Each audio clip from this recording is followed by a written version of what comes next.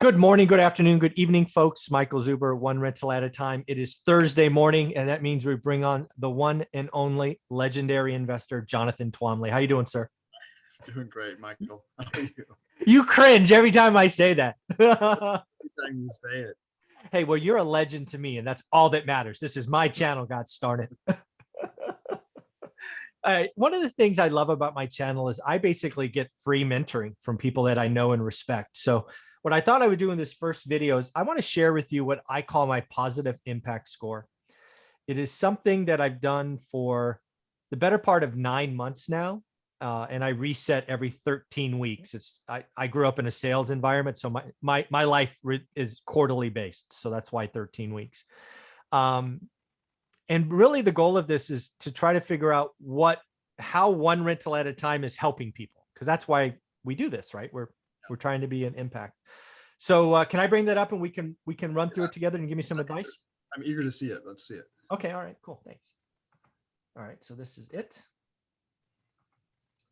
All right. And we will go to the impact tab first. So are you seeing this now, Jonathan? Okay. Yes, I can see it. So essentially what this is this is a waterfall where at the top is basically the least contribution. It's like kind of your first interaction with one rental at a time. Yeah. And then what you see next to that is a scale, right? From least impactful to most impactful. And then just because I'm a sales guy, I have a goal, and my goal is 1 million a week this 13-week period. Last period, it was 500. So let's start at the top. The first two are basically very low scale, right? You find me on YouTube, or my videos are moved to a podcast platform that now has over 1 million listens, which is pretty cool. But in the last week, we had basically 74,000 clicks on one of the 3,000 or 4,000 videos, and then 13,000 listens on a podcast. Does that make sense? Yeah. Yeah. So that's the original content. That's where our interviews go every Thursday. And again, I just go to the dashboard and I go, okay, how many people watch? And I do this every Sunday, so the data is consistent. Got it. Okay. Next up, kind of the next thing I track is book sales, right? I have this book. It's been out a couple of years. It's on Amazon and Audible, because I figure if people see me on YouTube, like the next thing they might want to see me is, hey, they see this book behind me. How many of those? So I give that an impact of 10, because that's a little more impactful, right? They spent $14 or $15 or whatever it is. And I track the total, which is 142, but I do break it down on the side, right? There were 79 on Amazon and 63 on Audible last week, for example. Does that make sense? Okay. Then what I do for the first time, I actually turn it back on the viewer, right? Or back on the person, right? They have to take time out of their day and go back to Amazon or go back to Audible and write a 5-star review. So I figure that's frankly, that's more impactful, because they're actually giving me 3 minutes of their day to go do that. So I give that an impact of 100. Yeah. Right. And again, I track that on Amazon and Audible by the week. And last week was 13. Okay. So then I have these courses. I have a free course. I have a $99 course, a $300, and then I think a $600 if somebody wants actual time of mine. Mm-hmm. So I track those and I count them equally, right? As you can see, last week we had 14 free courses. Whatever you do, right, you're getting more of my stuff. You're getting more of the experts. I track them all equally. Mm-hmm. Right? How many people, again, went to it? Because this is on Teachable, right? So this is yet another platform they would have to go to and find one rental at a time. Does that make sense? Right. Okay, so that gets 1,000. Mm-hmm. Then again, what I do is I have a private Facebook group, much like your own, but mine's private. Mine is only for students, and it's only students of the real estate investing course, because I want everybody to speak the same language. I want them to be doing the work. I want them to talk buy box, yield, cash on cash. So we're all talking the same language. And I track that. You do not have to join, because I actually have over 2,000 students. And as you see here, only $8.99 in the group. The group was created after the course. That could be some of the reason as well. But I track that. And again, that gets a score of 10,000 per person. Does that make sense? Yep. And then finally, why do I do this? I do this so people get deals, not write offers, not get counters, not do math, but they actually close transactions. And that gets the biggest score of all. That gets a score of 100,000. But does that waterfall kind of make sense to you, what I'm doing? Sure. Awesome. And Yeah. then go ahead. No, I said, yeah. Okay. So then what I do is I record them weekly, and then I go to this chart. So let me collapse the view, and I track it every week. Right. So you can see we just did week 8, and there's 13 weeks in the period. So we haven't done week 9. We're in week 9 now. I do highlight last week, this week, because that's always an interesting comparison for me. But I do track them week by week by week, so I could see what's going on. Yeah. So this is what I do to really figure. This is how I judge myself every week. Was I better this week or not? And really, it boils down to this bottom number here. Right. So last week we did 953, which was less than 1,013,013. So last week was not a great week, for example. Cool. I like it. Yeah. That's great. It's funny. Like I've always heard that advice, like, try to improve yourself by 1% every day. Yeah. But how do you track it? Right. You have to come up with some kind of system for awarding yourself points. Yeah. For tracking. This is good. I like it. Yeah. Cause again, it really, what I like about it, 2 things. One is it ends with what I'm going for. Yeah. Right. All of these scores could be great, but if this student closing deals is 0, I failed. Right. And again, what am I doing? What am I personally doing now? I'm creating content, which is at the top, right? The book's already out there. I don't advertise, right? Whatever happens, happens. And I talk about, I ask for reviews like twice a week, right? I don't ask for stuff very well. Yeah. So basically I'm focused up here. My goal is at the bottom, and then the stuff in the middle just happens.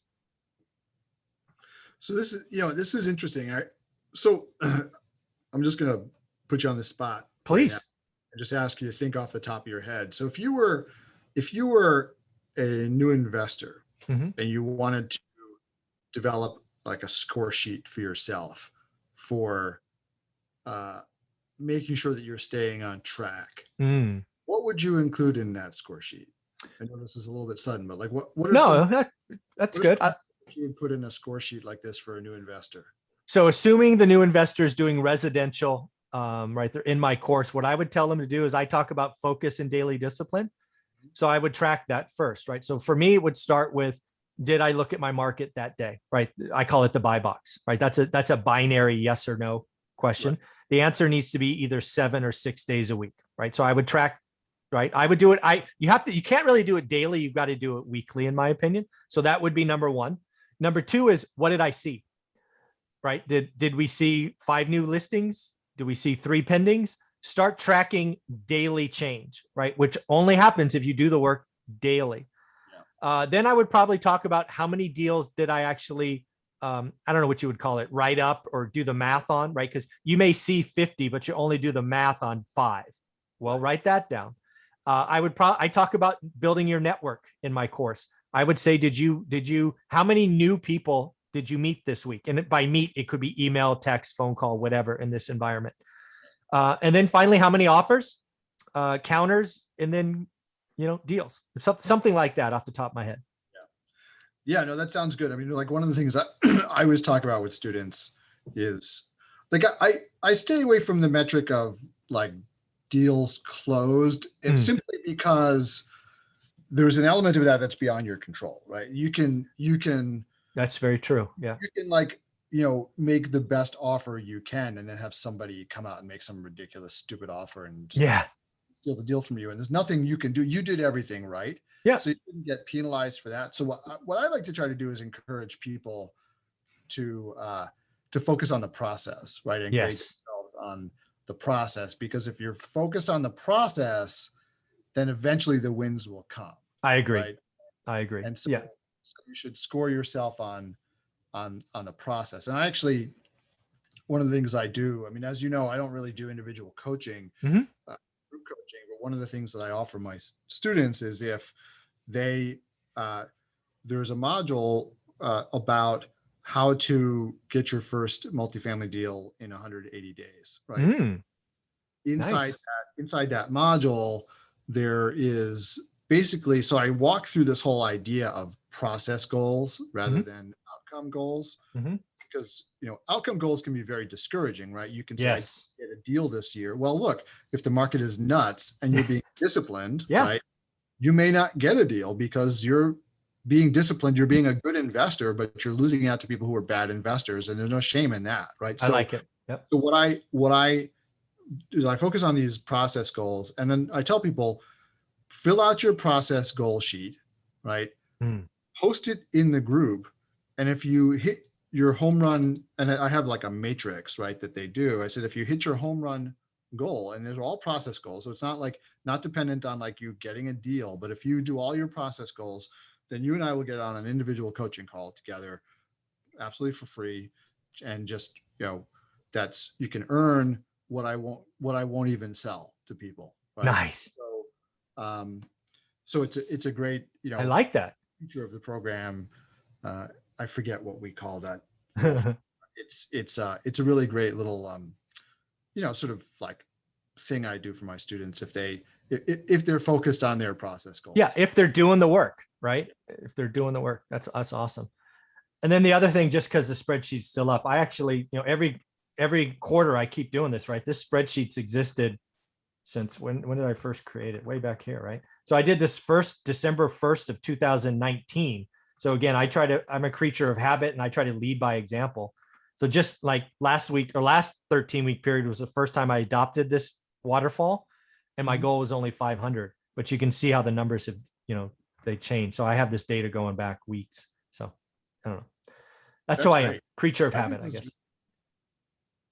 Yeah, well, what gets measured gets done, right? Is that what they say? Exactly. Exactly. Yeah. And again, for me, the best part is I focus on the top, which is original content. Other stuff happens. And again, it's people in my world getting that first, single family home or duplex or whatever it is. Right.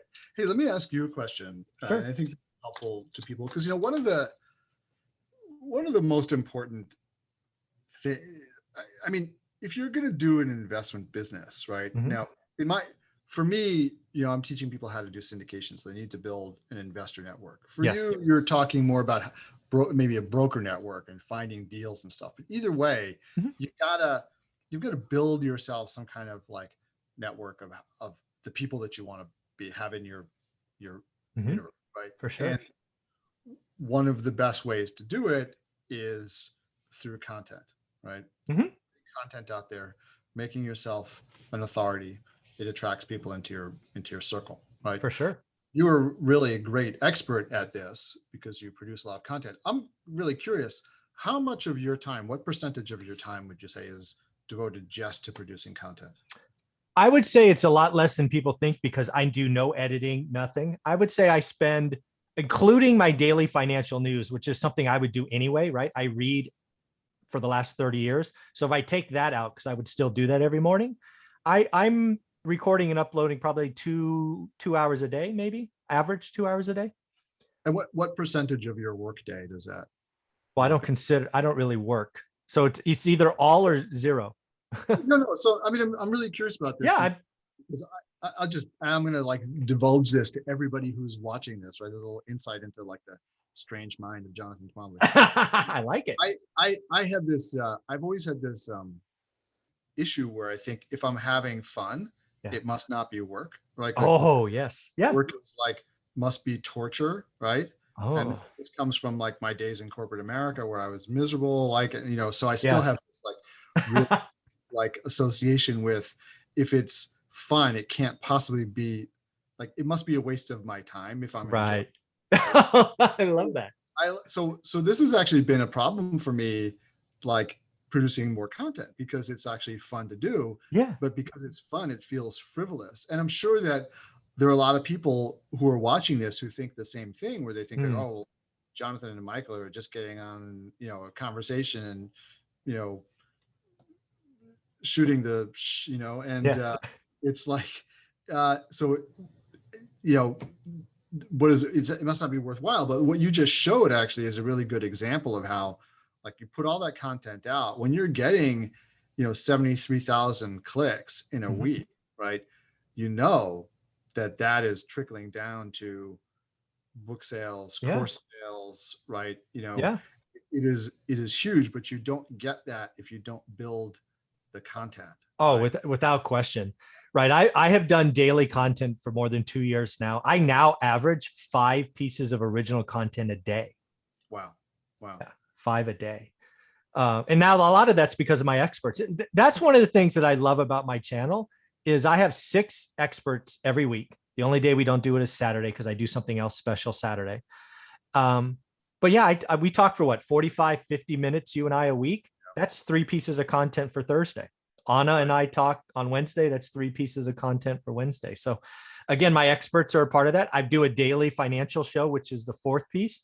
And then I'm still in the business. That's what really makes my channel different is I'm still in the business. I show walkthroughs of flips and rental units and all of that stuff. So yeah, I enjoy it every day. And believe me, if I didn't enjoy what I'm doing, I wouldn't do it. That's what financial freedom is all about. Absolutely. Yeah. I think I just wanted to kind of reinforce the lesson that, like, if you're out there and you're trying to build yourself a network and build yourself a platform, like doing something that like what you're doing is really, yeah. And really key. I would tell you sign up for 6 months. Don't even look at the numbers for 6 months. You'll just get discouraged. I mean, like, I'm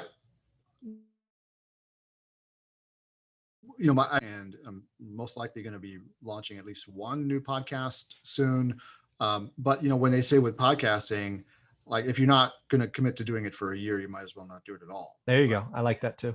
And because it takes that long to get traction. But you can look at it, there are lots of different ways to look at it, what you're getting the value out of the podcast, though, because it's not just like the number of people you're talking to, it's who you're meeting, who you're interviewing on the podcast, right? Exactly.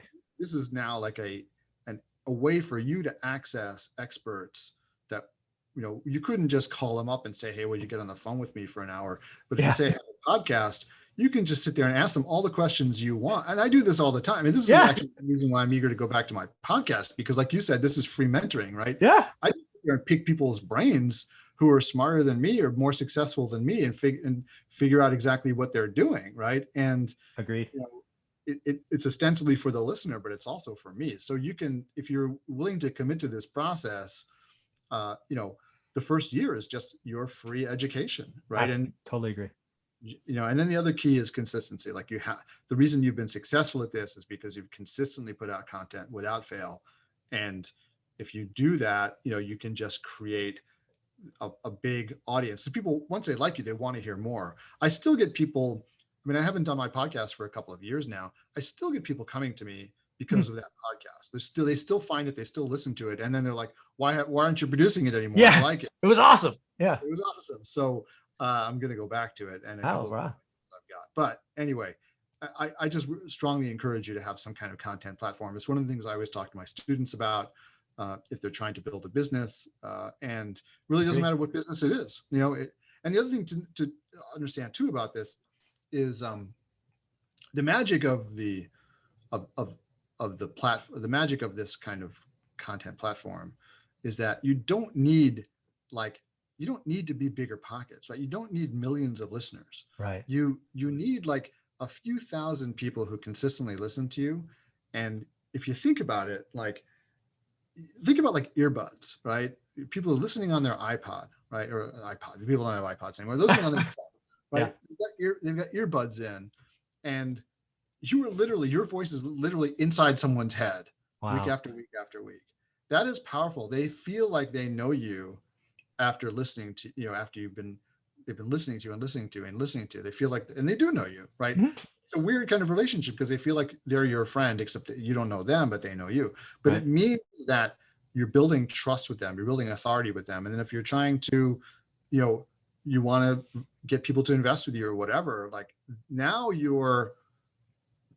half the battle is won already. Agreed. Right? You don't have to get them to trust you. That's always the trust hurdle is always the biggest one, right? Mm-hmm. You've already conquered that trust hurdle. So it is just a powerful, powerful tool for whatever business you're in. And like I said, you don't need millions and millions of subscribers. I mean, I think it was, who was it? What's that marketing guy says all you need is 1,000 raving fans. Yeah, 1,000 raving fans. Yeah, I don't remember his name, but I remember the book. Seth Roden or Seth, Something like that. Seth something. yeah. Yeah. So, This is awesome. Yeah. Yeah. So thank you for doing that. I appreciate it. It's nice to kind of share with others that are doing similar things, just kind of frame it with me. So I appreciate your time. How can people become part of your world? Yeah, so just the easiest, simplest way to do it is to go to my Facebook group, which is Multifamily Investment Community. It is a active community of 11,000, almost 500 people who just talk about multifamily. No spam, no deals, no BS. It's just all about education and community. So come by and join, and just mention when you get the 3 questions that you heard me on this podcast or this YouTube channel, and I'll let you right in. Yeah, very cool. Again, folks, let him know that you came from One Rental at a Time. Do me a favor, if you're in his group and you heard it on One Rental at a Time, send him a note. Let him know that his time is well worth it every week. I would appreciate it. Thanks, Jonathan. Thank you.